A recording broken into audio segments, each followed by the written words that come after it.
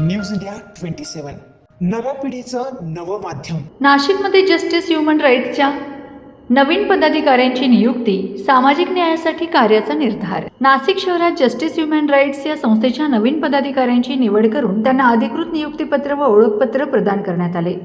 हा कार्यक्रम संस्थेचे अध्यक्ष मुस्ताक कुरेशी यांच्या अध्यक्षतेखाली उत्साहात पार पडला।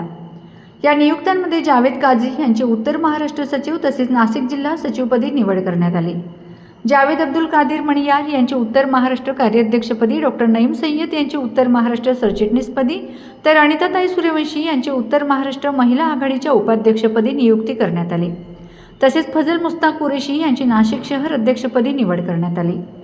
नियुक्त पदाधिकाऱ्यांचा मुस्ताक कुरेशी यांच्या हस्ते शॉल, ओळखपत्र आणि पुष्पगुच्छ देऊन सत्कार करण्यात आला।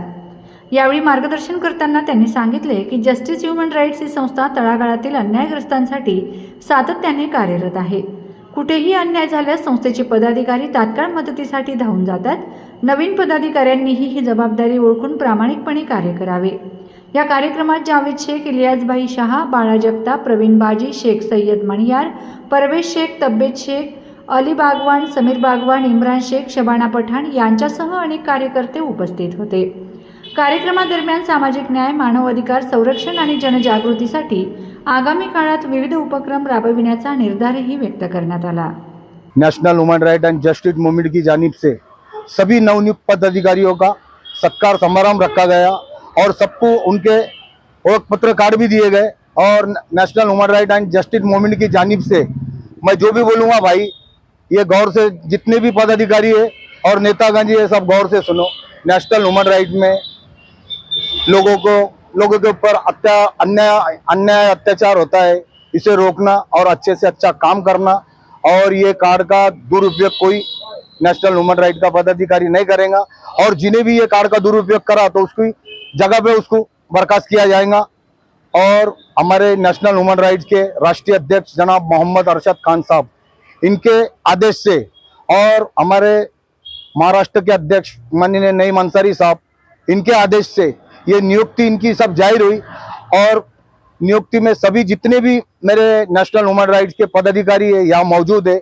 हमारे वैसे ही उत्तर महाराष्ट्र के अध्यक्ष माननीय जनाब मेरे दिल अजीज मेरे बड़े भाई जाहिद भाई इब्राहिम, और नासिक शहर के अध्यक्ष मेरी बहन परवीन आपा शेख, और नासिक शहर उपाध्यक्ष की नेशनल ह्यूमन राइट्स की मेरी बहन शबाना बाजी, और नेशनल ह्यूमन राइट के जितने भी नए पदाधिकारियों की नियुक्ति है उसमें जावेद भाई मनियार उत्तर महाराष्ट्र कार्याध्यक्ष पे उनकी नियुक्ति की गई, और जावेद भाई काजी इनकी उत्तर महाराष्ट्र सचिव पे नियुक्ति की गई, और हमारी अनिताताई सूर्यवंशी इनकी भी उत्तर महाराष्ट्र उपाध्यक्ष पे नियुक्ति की गई।